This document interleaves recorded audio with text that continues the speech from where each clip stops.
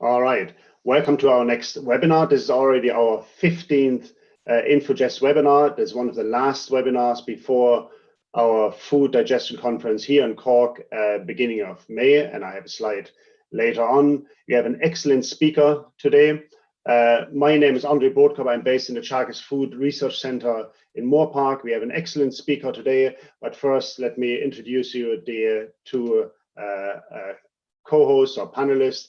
First is my colleague Linda Giblin, also from the Teagasc Food Research Center, Mark Fenelon, the head of the research center here, and we have Paul Moughan. Paul, if you can show yourself, and I hand over to Linda. So hello everybody. So good morning and good evening indeed. So we're delighted to have Paul Moughan here to speak to us today. He's a distinguished professor at Massey University in New Zealand and fellow laureate at the Riddett Institute, which is one of New Zealand's prestigious centres of research excellence. He's published over 500 papers on the subject of human and mammalian metabolism, and he is a fellow of the Royal Society of New Zealand. And over a career spanning 40 years, he has received numerous international awards. So he currently leads the international project Proteus, which aims to characterize the protein quality of human foods. So this is a pre-recorded talk, but Paul Moughan is here to answer any questions in person at the end. I would ask everybody to use the Q&A box for typing in your questions. And so today, his talk is entitled Food Sustainability and Protein, Debunking the Myths.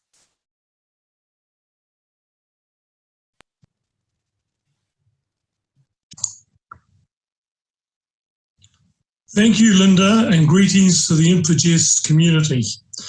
In this presentation today, I'm going to briefly cover aspects of determining protein quality in humans, and then show why it is important to have accurate information on dietary protein quality or protein quality in foods. One important aspect of protein quality is amino acid digestibility, and I will say a little bit about that. However, in vivo measures of amino acid digestibility, either in humans or animal models, are costly and are not routine. We badly need an in vitro method to determine true allele amino acid digestibility, and I know this will be of interest to people in Infogest. Currently, there are studies being conducted around the world on in vitro amino acid digestibility, but a problem remains of undigestible peptides being found in the soluble fraction of these in vitro assays. More work is needed in this area, and particularly on that aspect of solubilization of limit peptides. Ladies and gentlemen, to begin. Food sustainability and protein, debunking the myths. Why the metrics matter.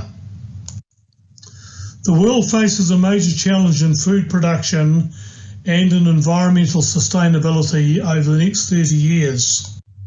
It is estimated that by 2050, the world needs to produce 70% more food, and not just more food, but food that is nutritionally better and produced in a sustainable manner.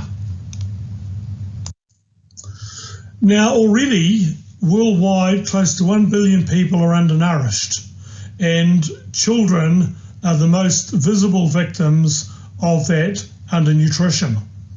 At the same time, there is an obesity epidemic worldwide, and protein is central for maintaining lean body mass, avoiding obesity, and avoiding the metabolic syndrome. Food production in the future will be exacerbated by climate change, and it will be exacerbated by biofuel production. While the world population is growing, it's also important to realise that there's an expanding middle class, as shown here in the graph on the right-hand side.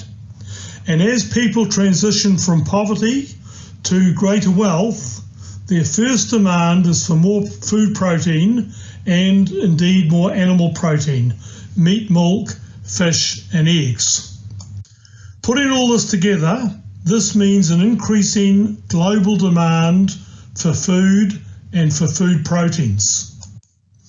With increased demand for protein, the concept of dietary protein quality is of fundamental importance, and I want to say quite a bit more about dietary protein quality, what it means and how the concepts can be applied. Firstly, one needs to realise that not all proteins are equal nutritionally.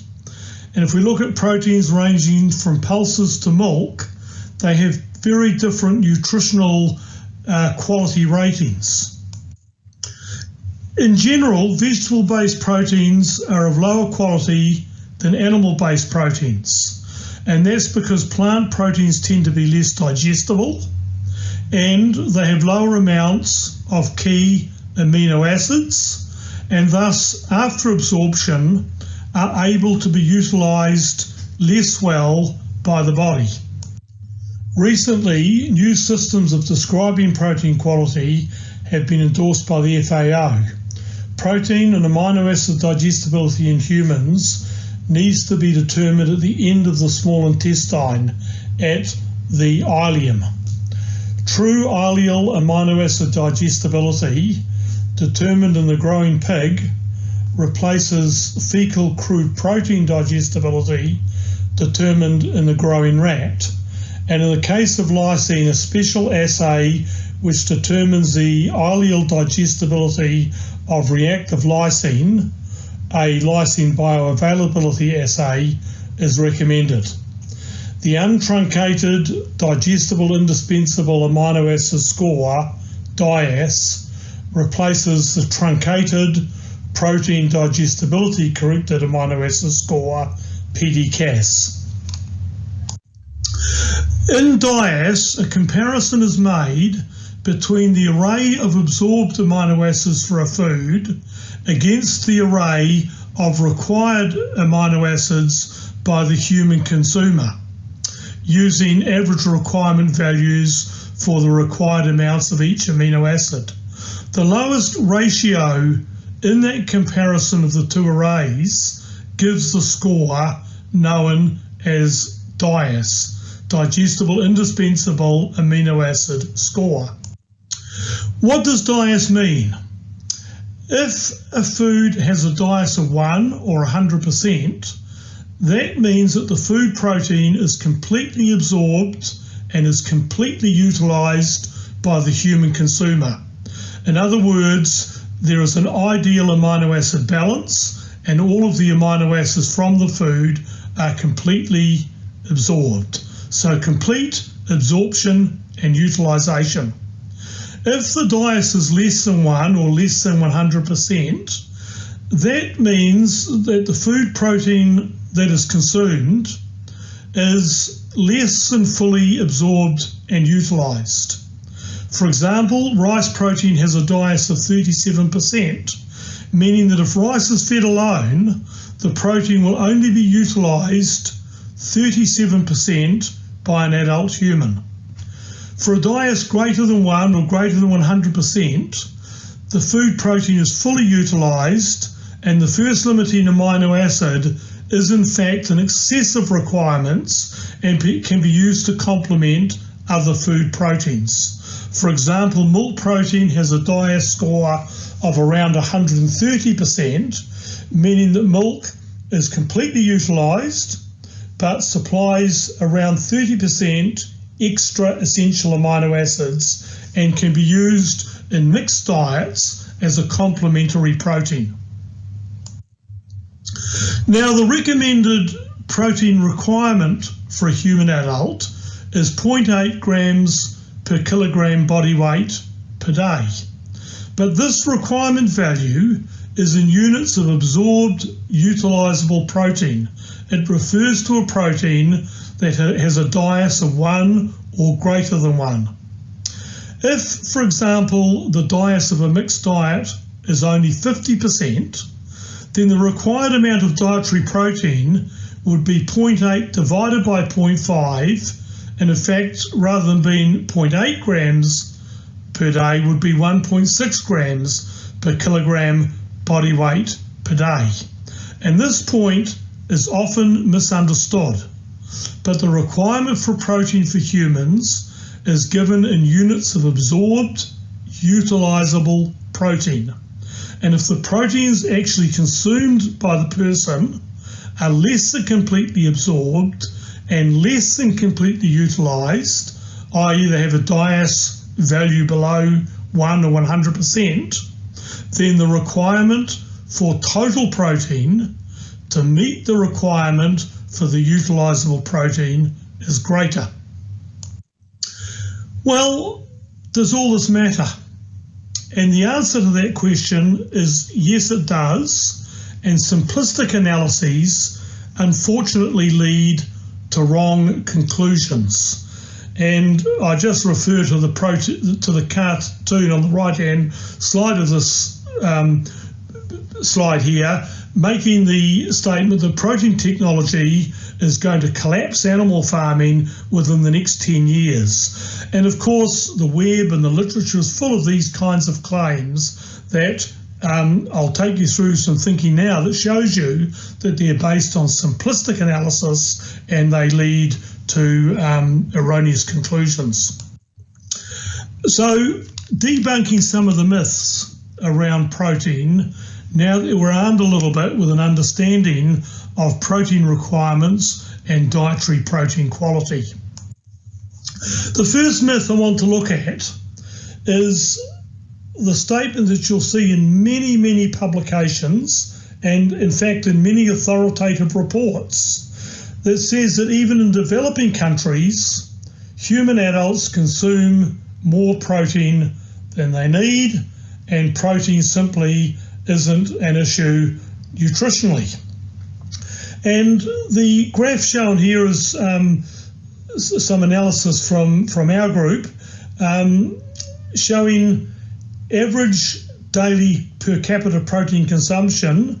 The green is plant protein and the orange is animal protein, but the important point to note is the total amount of protein consumed per day, comparing average daily consumption relative to the average daily protein requirement.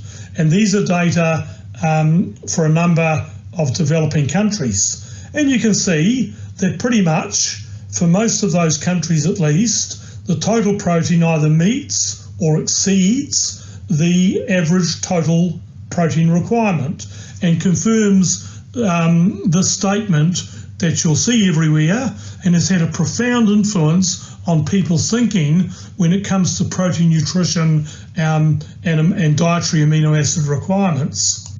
But however, when one considers that not all of the protein is utilizable protein, you come to a very, very different conclusion.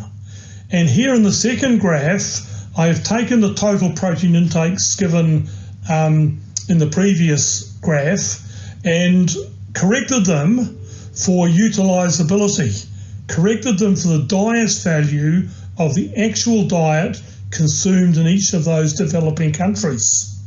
So when you compare utilizable protein grams per day with the requirement for protein, which as we've said is not grams of total protein, but is in fact grams of utilizable protein, the conclusion reached is completely different. And for every one of those developing countries and territories, the average daily protein intake of utilizable protein was below the requirement. And of course, that observation coincides with symptoms of protein deficiency, stunting in children and so forth observed in those countries. But you get an entirely different conclusion, which brings sustainable protein supply into a completely different context. Let's take another myth that I'm sure you will have all heard and is once again commonly referred to in the literature, and that is that animal source proteins are unsustainable environmentally and therefore one should eat plants, and we should be pushing the world average human diet more towards plants and away from animals.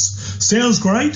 Sounds an instant way to solve global warming and other forms of environmental degradation, and would be the way forward. But once again, it's an outcome, a statement that's based on very, very poor analysis, and in fact is based on using once again the wrong metrics. But the slide here gives just a couple of environmental footprints.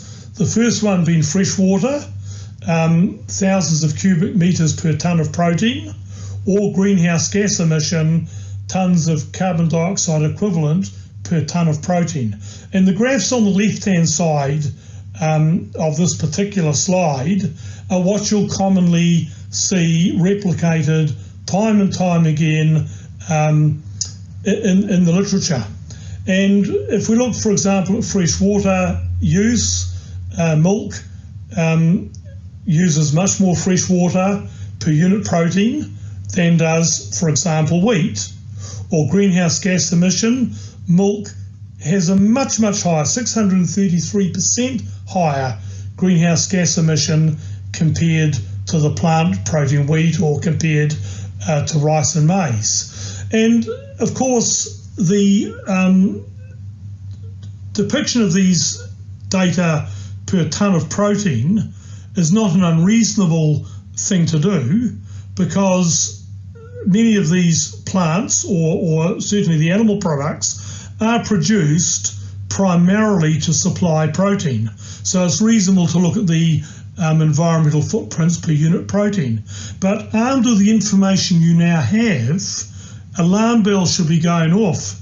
Should it be tonnes of protein, or should it be tonnes of utilisable protein?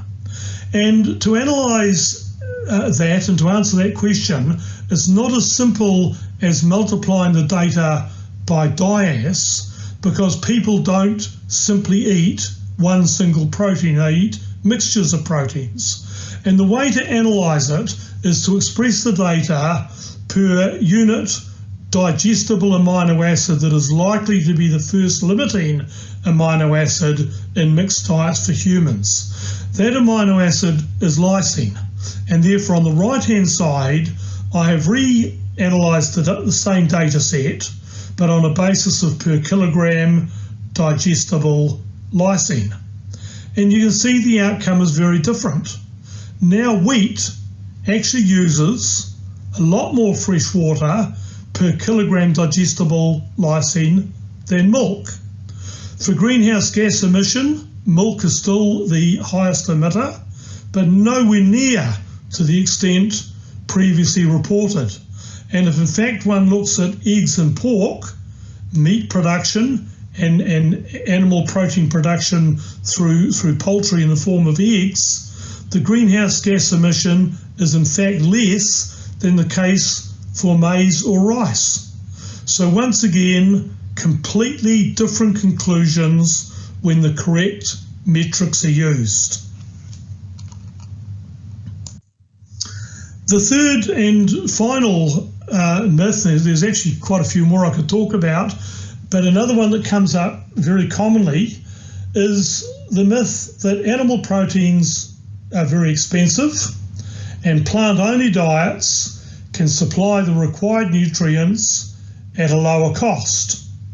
So recently our group has undertaken linear programming studies of food intakes in both the United States and in New Zealand, and we've used linear programming, the simplex algorithm, to formulate least cost diets with all common foods available in those countries for inclusion in a mixed diet.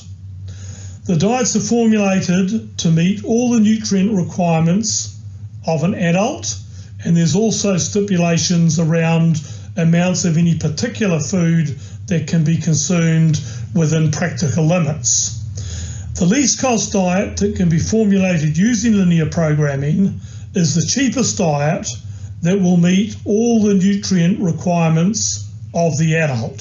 So the LP allows you to look at a huge range of diets, combinations of different food ingredients, but will find the unique combination of foods that will meet every nutrient requirement, vitamins, minerals, amino acids, energy, fatty acids, all nutrient requirements, but will do so at the lowest cost.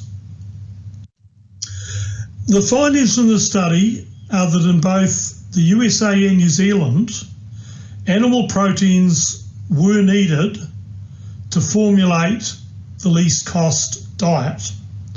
A plant-only diet could obviously be formulated, but was much more expensive. In fact, about double the cost of a plant-animal protein diet. And it was also concluded that the price of animal foods would need to be increased very significantly, more than 10 times, before they no longer appeared in the least cost diet. So once again, when the situation is looked at more robustly and the underlying assumptions are challenged, a lot of these myths break down. Animal proteins are not overly expensive. They will be more expensive than plant-based foods, but they contain much higher levels of a whole range of nutrients. And when one looks at formulating a diet that will meet the requirement for every nutrient, but will do it in the least expensive way, animal proteins are required in those diets to come up with nutritionally acceptable diets at an affordable price. So another myth blown out of the water.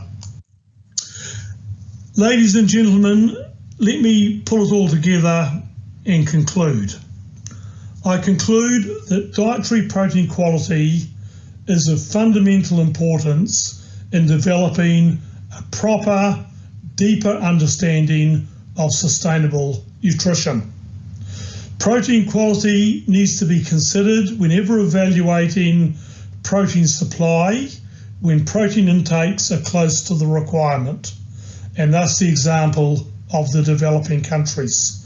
Protein quality in those situations is extremely important and relevant. Also, when we're comparing and making decisions around environmental footprints, I've made the case it is very important to understand how protein requirements are stated and to take into account differences in quality of the food proteins being produced in sustainable farming systems. Also, and I haven't talked too much about it today, but in any situation where dietary energy intakes are low, and this is often the case in both developing and developed countries, for example, in dieting and weight loss situations with the elderly in performance sports, in situations of illness, once again, protein quality needs to be considered, because in all of these situations, the protein required per unit energy is higher, and it can be difficult to achieve the stated protein intake if protein quality is not taken into consideration. Animal proteins are a rich source of amino acids, vitamins and minerals, and are part of a healthy diet. Finally, a diverse range of protein types will assist in providing balanced, healthy diets going forward. Thank you.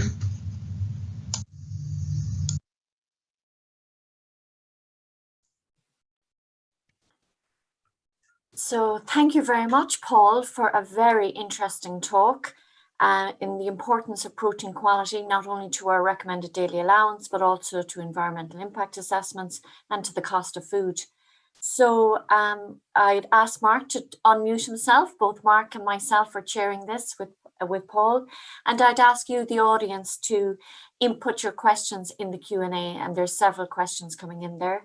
So I'll start by asking you, so you've shown us how maize, wheat and rice compare in environmental impact assessments. Are there projects out there looking at alternative proteins, alternative sustainable proteins like fungal, like microalgae, like insects, like plant proteins like lentil, pea? So maybe, Paul, you could tell us a little bit more about the that type of work that's out there. Thanks very much, Linda. And, you know, the short answer is yes, there are. And in the paper that's been published in Global Food Security and the data I've presented today, I've really just selected a number of protein sources simply to make a point.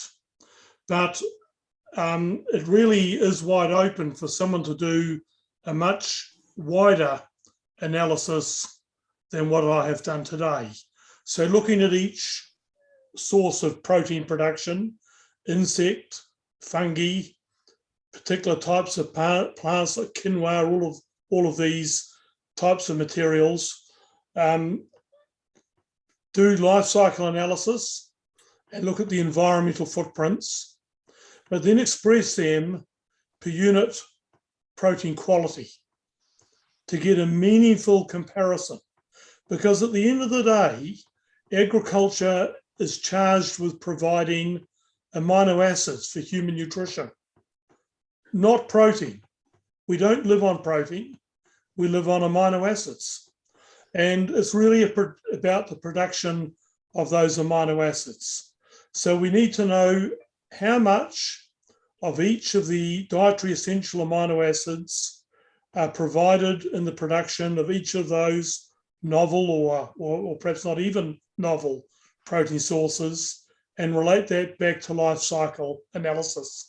The other comment I would make is I've only chosen 2 environmental outputs or footprints in my presentation today, and of course there's many others, and it would also be relevant to look at those and to look at those per unit production of quality protein or essential amino acid.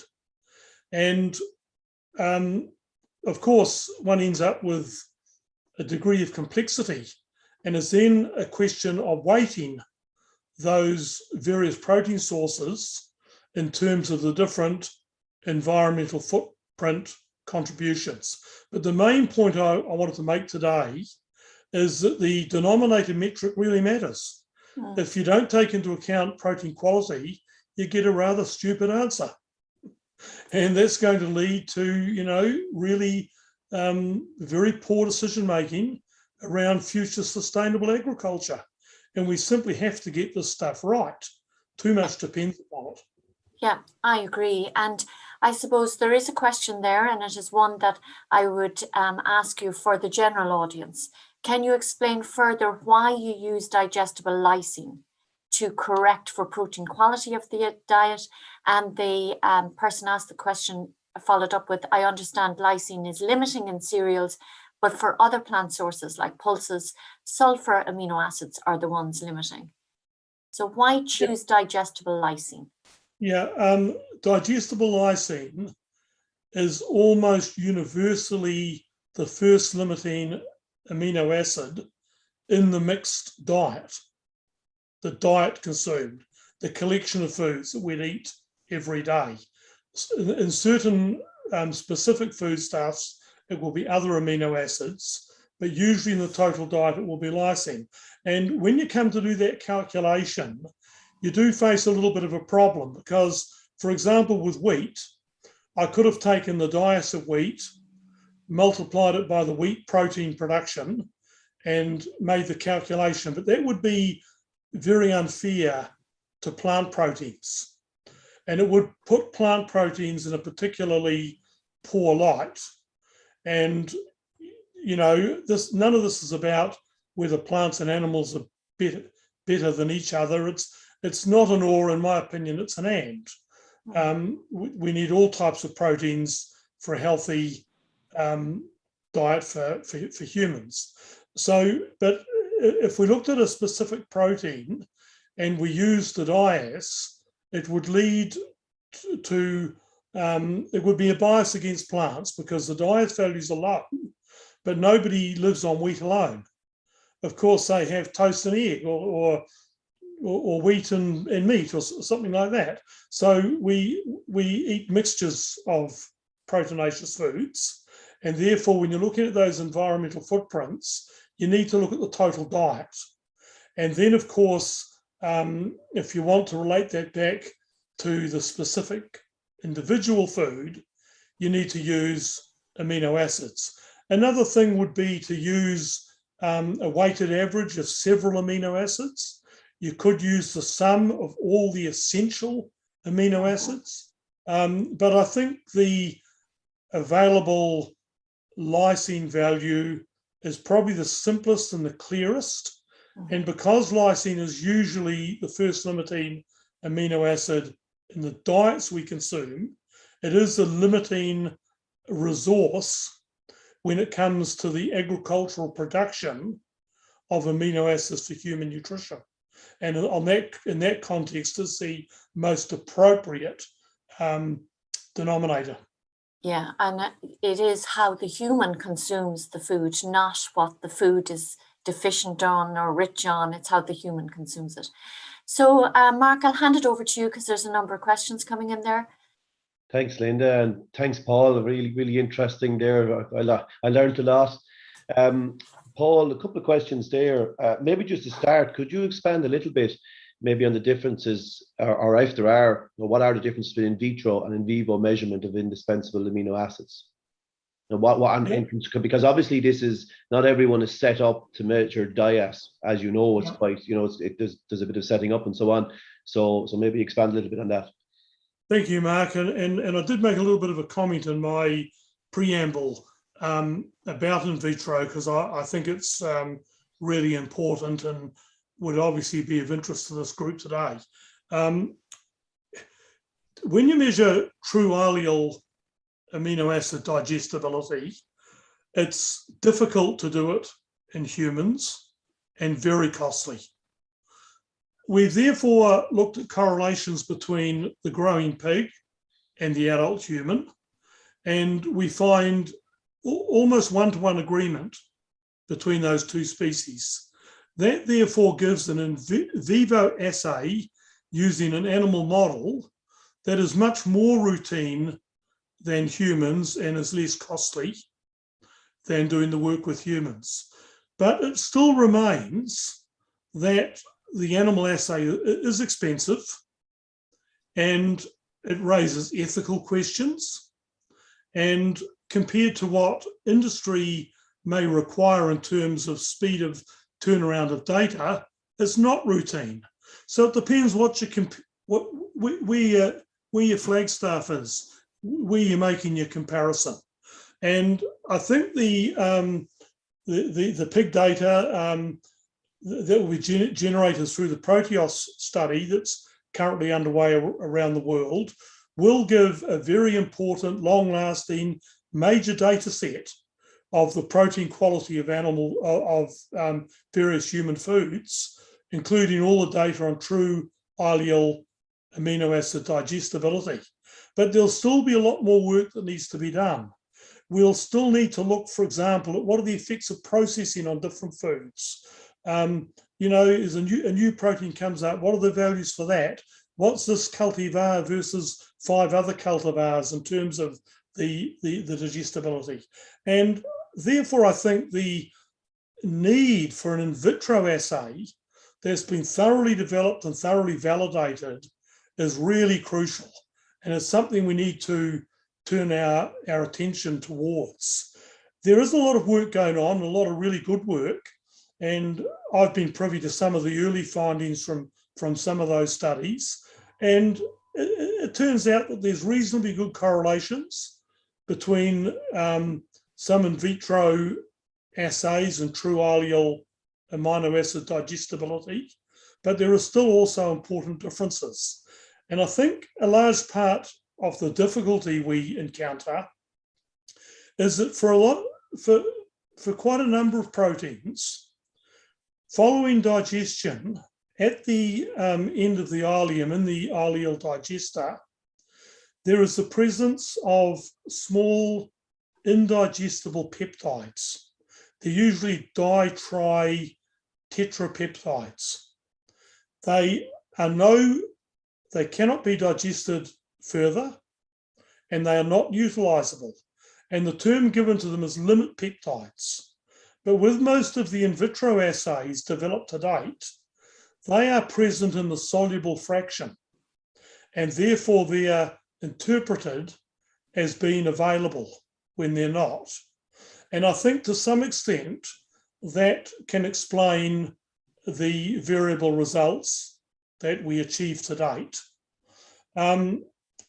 It's not as simple as that, and we possibly need a whole session just on digestibility and on in vitro digestibility, because there's a number of other angles I think would also be useful to take. But in a nutshell, you're spot on, Mark. We need that in vitro assay, and we're going to need it in short order. I believe such an assay can be developed.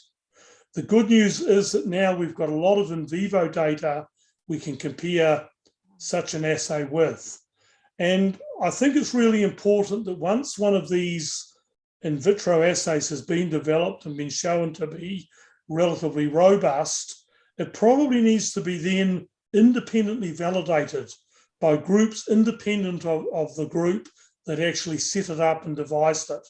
Because in my working lifetime, I've seen time and time again in vitro assays come out, huge claims made, to be shown a few years later to break down when someone else tried to apply them. And I know there's a lot of stuff around that we need to think through, but I think there's some of the big flag issues. Paul, you've just led us to a very interesting question. André, I just put this question to Paul, and then you come in because I know you're very interested in this area. But one of the questions that's come in is related to the peptides. You're talking about unabsorbed peptides, and it extends to the effect on the microbiome. Now, of course, the microbiome we haven't mentioned here yet, but it is hugely important.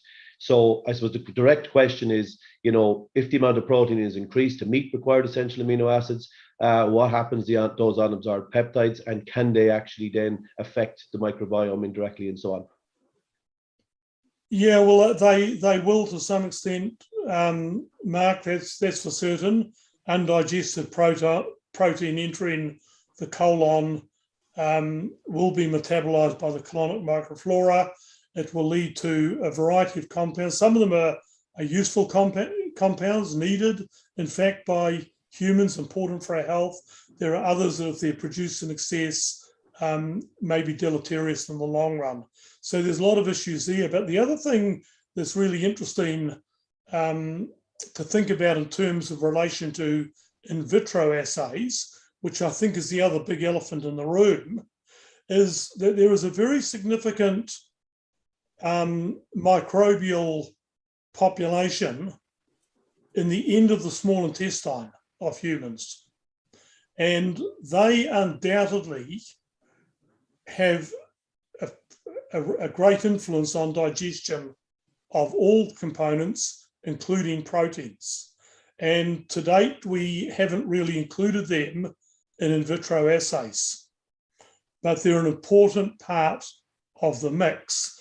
And we've been doing quite a bit of work lately, unrelated to what I'm talking about today, but we've been looking at the small intestinal fermentation of fibers. And it's amazing.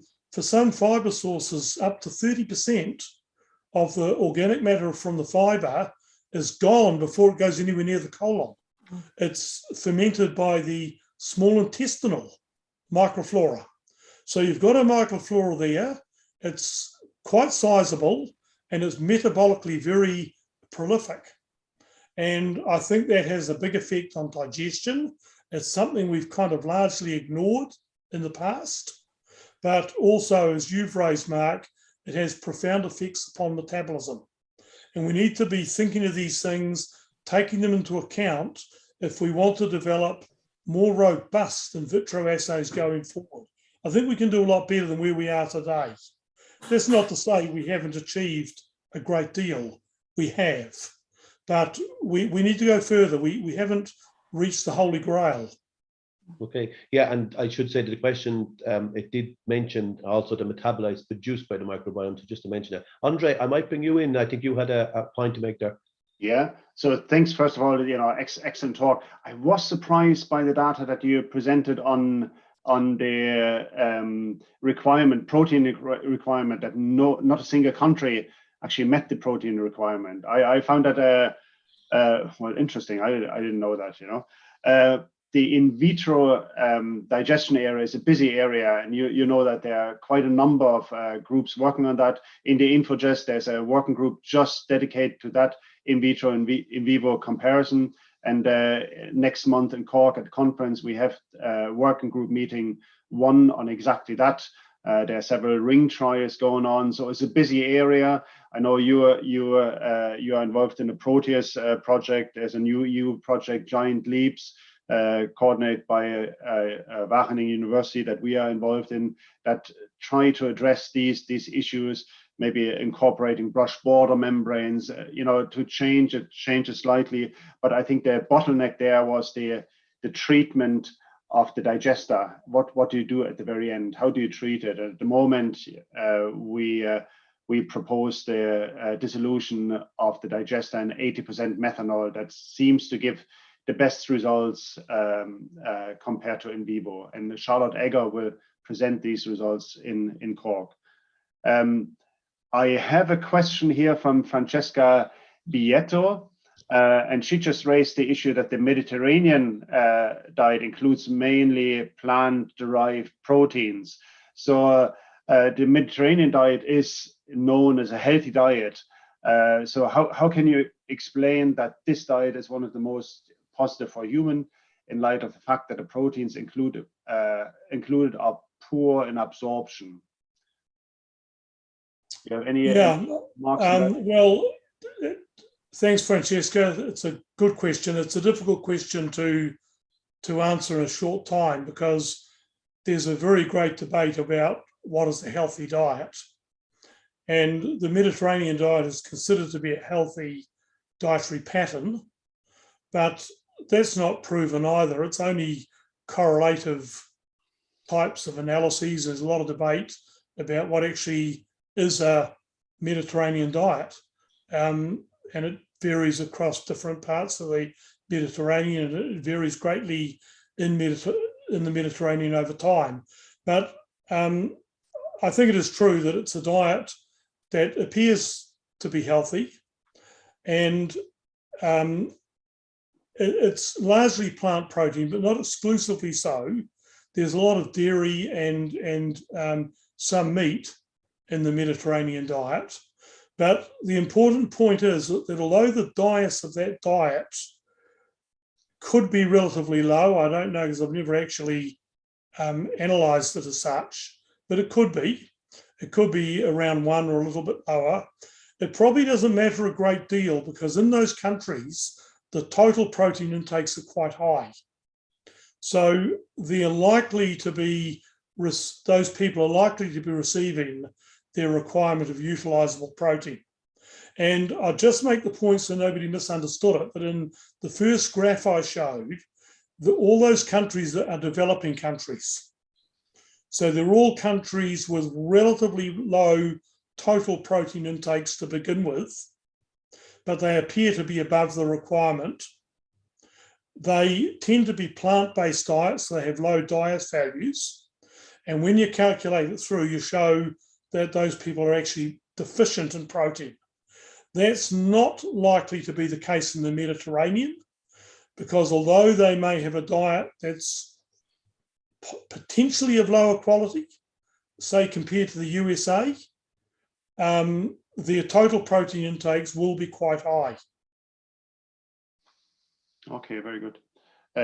Paul, I have another generous question, and I got a lot of questions about that. You know, Teagasc, a lot of people, especially in the US, Teagasc is the assay, okay, for one reason or another. Can you just explain, Teagasc and Dias in simple terms, especially when it comes to endogenous enzymes? Yeah, the biggest difference, there's two really big differences between Teagasc and Dias.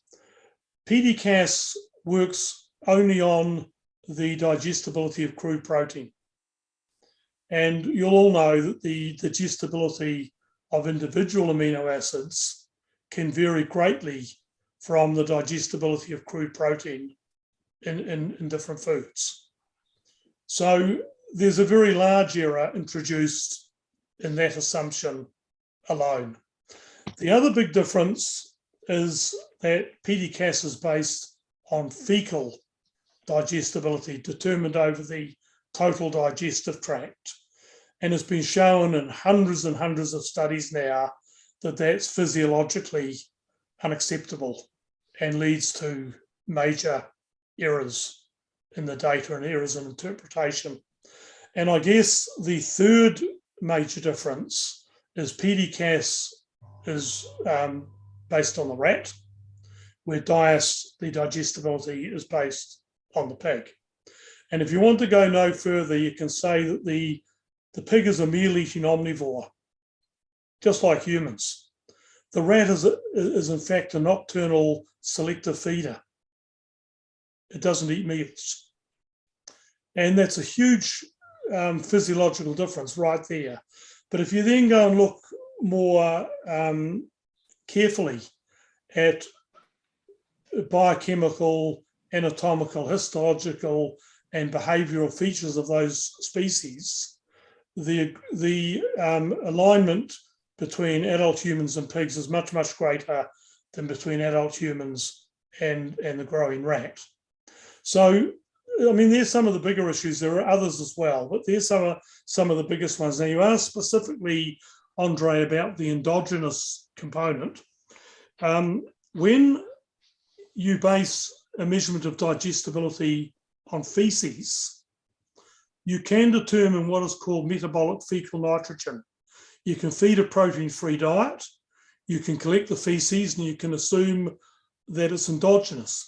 The reason it's not called endogenous is that everybody's known since about 1920 that it's not made up of body proteins or amino acids coming from the animal's body. It's made up of bacterial bodies that have got no resemblance, no bearing, no connection whatsoever with undigested material or with material entering the digestive lumen from the animal. So just as the fecal measurement of digestibility is really wrong, the measurement of metabolic fecal nitrogen makes no sense whatsoever metabolically or physiologically. It's a kind of a nonsense number. And for both those reasons, the measurement of amino acid digestibility over the total digestive tract in humans, pigs, rats, all simple-stomached animals was discredited, something like 20 years ago. The process of protein digestion in terms of the release and uptake of amino acids is complete by the end of the small intestine. That's where we need to make our measurements. We then do need to make a correction for endogenous amino acids because they'll be present in that ileal digester that is collected. But when we feed a protein-free diet and determine the endogenous proteins, it's a physiologically relevant measurement. Now, FAO has endorsed and has made that first step of endorsing Dias and asking for more work to be undertaken to get more data on ileal amino acid digestibility. The next step of that process is it gets pushed down into bodies such as Codex, and that's already beginning to happen to a large extent. The literature on Dias is absolutely escalating. And And the third step of that process, which happens in all regulatory activity, is that finally the government bodies such as FDA, EFSA and the like will start looking at codex and will say we need to make some changes. And I'm sure that eventually Diasc will be the method used. But these things take time. As you all know, they take a lot of time to get these kind of new systems through and in use. But our job as scientists is to give advice that's based on evidence, not on what might be practical or anything else. And if we're going to look at the scientific evidence and the factual truth, we can make a much, much better assessment of protein quality and therefore sustainability, health, nutrition, all the things that flow from it, if we base it on the correct scientific measures. And you know, Diasc is not perfect either, but it's a lot better than what we had. I think we need to, we need to leave it there. I do apologise to all that we didn't get to ask all of the questions by the audience. It was an excellent talk, an excellent Q&A session. So I think André has a few slides to show. So I just want to thank Paul for giving us this time and coming live on. And it was a great webinar. So André. Thank you, Linda. So, yeah, I have a number of slides. Can you see my screen? And can you yes. hear me?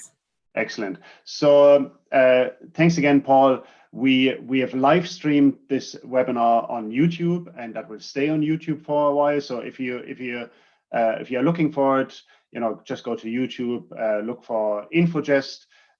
Paul, I will put a link to your paper on in global food security in both the YouTube video and the LinkedIn, where I basically publish it. So this is a great resource. There are 14 other webinars, so there are 50 webinars, and the last year's virtual Food Digestion conference online on the YouTube channel. Infogest is a very open organization, so if you want to join, just go to their website, cost Infogest EU, and join it. Alternatively, we have an active enough LinkedIn group. So if you go to LinkedIn and you can join the Infogest group or follow it. At the moment, we have 1,111 followers sharing information on food digestion. You can share it yourself as well. So when you post something, all you have to do is @Infogest, and these 1,111 people will see your post. So that could be your latest paper, or if you have an open position in food digestion. So it's a very easy tool. Of course, this time next month, so it's a 6th, so it will be all over in 1 month's time. We have the 7th International Conference on Food Digestion right here in Cork. Linda is the chief organizer for that. We have an excellent program. We have 6 invited speakers. One of them is Suzanne Hodgkinson from the Reddit Institute, colleague of Paul. Linda, did I forget anything? Just to remind delegates who are coming that we will be asking you to select the working groups that you wish to attend at registration. And also we have a very exciting cultural night planned. So you can buy your cultural night tickets at the registration as well. But the working groups, there will be 3 working groups running in parallel. So there'll be 2 sessions of working groups. So you'll have to select the working group, the 2 working groups that you intend to attend when you register at the conference in person. That's right, and the culture night is in a barn, so it sounds like fun. So at the moment we have 170 posters, over 200 people registered. There are still places. Okay, early bird is finished, but you can still register, and I think will be great. So there is another webinar happening tomorrow. It's a marathon from 2 to 6 o'clock European time, and all the 11 dynamic digestion models will be presented. 15 minutes talk, 5 minutes question and answers. So all go. It's again a Zoom webinar and parallel live streamed on YouTube, and will be available on YouTube afterwards. So that should be a good event. So that's all I have to say. Again, thank you, Paul, and Mark and Linda. Goodbye and slán. Bye now.